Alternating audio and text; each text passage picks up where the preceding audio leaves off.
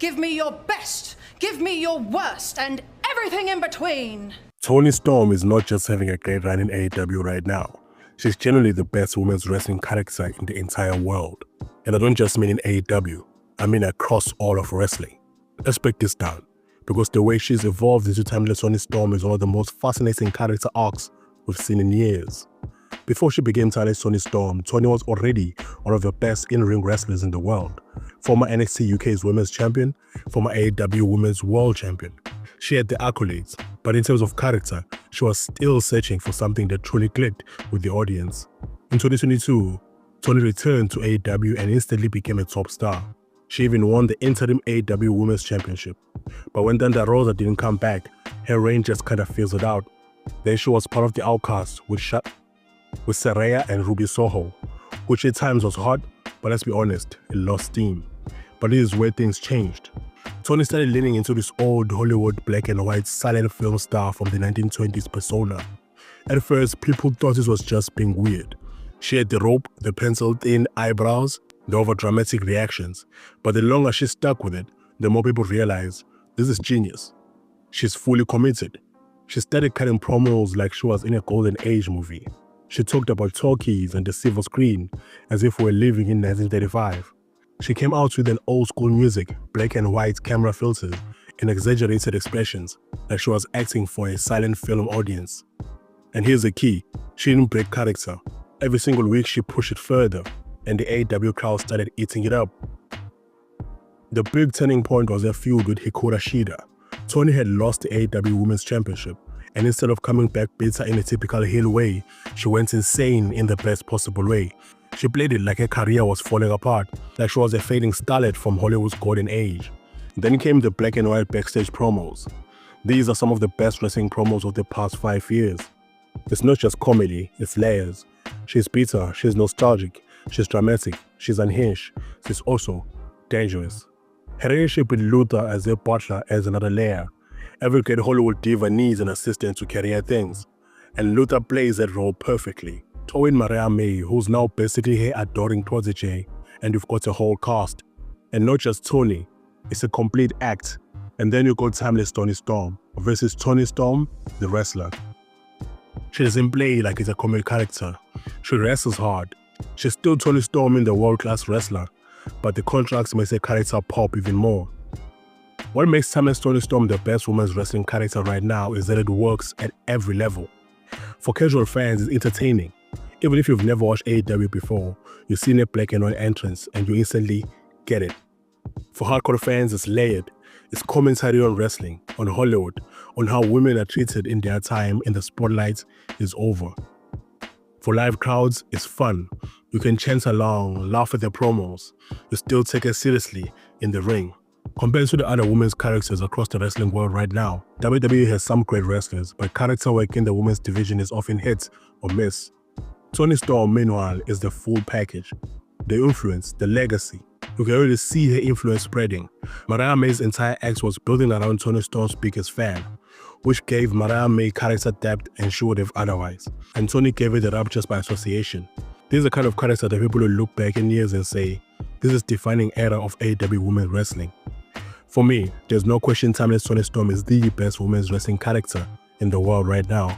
She took what could have been a career slump and turned it into the most entertaining, creative, and layered character in wrestling. She's funny, she's compelling, she's dangerous. She's funny, she's compelling, she's dangerous. She's championship material. And most importantly, she's unforgettable. Wrestling is about moments and characters that stick with you. And right now, nobody in the women's wrestling is doing that better than timeless Toni Storm. Darby Allin and Gabe Kidd might have just shown why their chemistry is so unique in wrestling right now. On Dynamite, the night didn't even need a build-up for them. This thing exploded instantly. Kidd stormed the ring demanding answers, and before anyone could even process it, Darby was on him like a madman, and suddenly we had a full-on war breaking out in the middle of Dynamite. Darby pulled out his thumbtack skateboard, which has basically become his calling card, and smashed it across Wheeler Yuta in one of those moments that feel like pure Darby, violent, reckless, but with his style. Kidd didn't back down either. He came in with the same kind of wild, unhinged energy, grabbing a hammer and swinging it like a man possessed. It didn't feel like a wrestling match.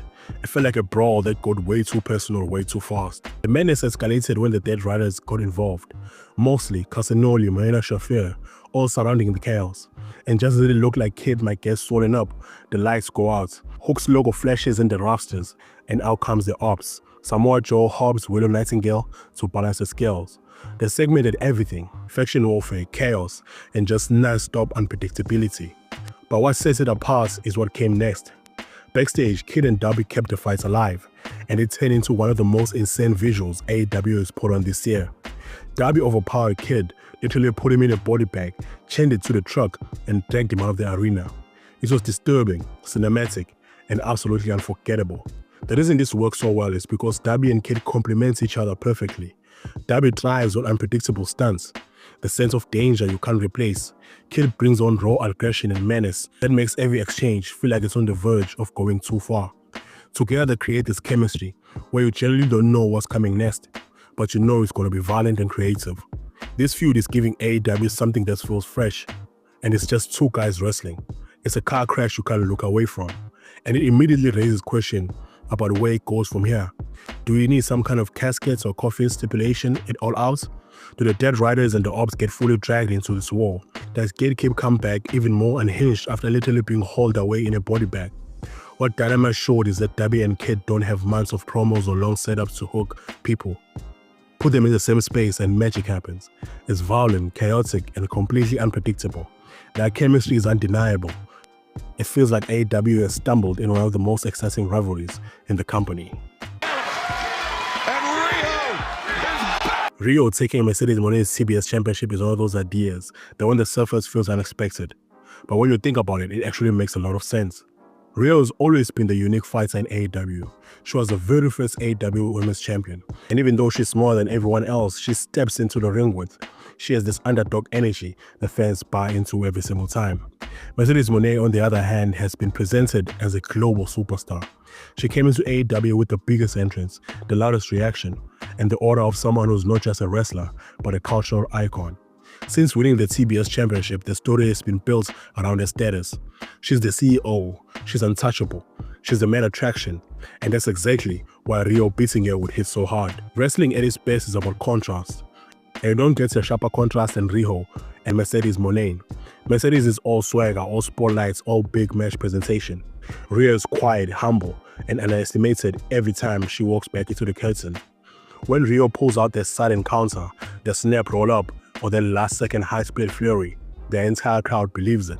If AEW wanted to shock the world, Riho pinning Mercedes clean in the middle of the ring would do it.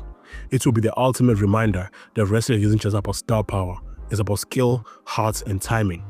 Riho has that in spades, and the crowd reaction will be insane, because people don't just like Riho, they love her.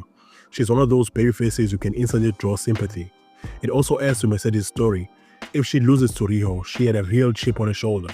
Suddenly, the unbeatable CEO isn't as untouchable as she thought, and this sets up her chasing the belts back, maybe even leaning harder into the arrogance or frustration.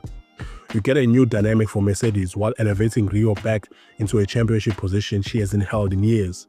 And it's not like Riho can't carry the division. She's proven it before. She brings in international fans. She works in an entirely different style than anyone else in the company, and their matches always stand out. A Riho run with the TBS Championship wouldn't just be fresh, it will shake up the division in ways that AEW really needs right now. So yeah, I kind of want Riho to take Mercedes Moné's belt. To be shocking, it will be believable, and it will tell a kind of story that sticks with people long after the match is over. I'm getting tired of Kenny Omega's injury angle. On Dynamite, it feels like every week we're getting updates on his health, a new setback, or another tease of when he might return, and honestly, it's starting to drag. When Omega had to step away because of diverticulitis, it hit hard because it was real. It was serious, and AEW did a good job of treating it with weight. Fans generally didn't know if we'll see him again, and that uncertainty made it compelling. But since then, Dynamite has been leaning into the storyline over and over. We see segments about Omega being too hurt to return. Fans are patient, but there's only so many times you can stretch the same notes before it stops feeling like drama and starts feeling like filler. What makes it more frustrating is that Kenny Omega doesn't need this kind of drawn-out injury updates. His return when it happens would already be massive. He's one of the greatest wrestlers of this generation, and the fans will explode the second his music hits. You don't need to keep overhyping or overplaying the setbacks. Just let time pass. Let people miss him naturally, and then shock us when it's finally ready. AEW has done long-term injury storylines really well before. Think about when Hangman Page was written out after the concussion, or even Darby Allin constantly breaking himself but finding ways to come back. This felt organic because they weren't revisited every single week. With Omega though, it's almost like they're scared that people will forget him or if they don't mention him constantly. But Kenny Omega isn't someone to forget. The timing doesn't help either. Right now, Dynamite has so much going on. When you drop another Omega injury update in the middle of this chaos, it feels like it kills the momentum instead of adding to it. I think the best move now is to stop dragging this angle out. If Omega needs real recovery time, let the fans sit with that uncertainty. Don't keep teasing what you can't deliver. And when it does come back, keep it simple. Make it a shock. Make it feel like an earthquake. Don't waste it on another tired promo about how he's almost ready. At the end of the day, Kenny Omega is too big of a star for an injury storyline to define him. The longer AEW runs this into the ground on Dynamite, the less impact his return would actually have. And that's the last thing you want for someone who should feel like the heartbeat of AEW.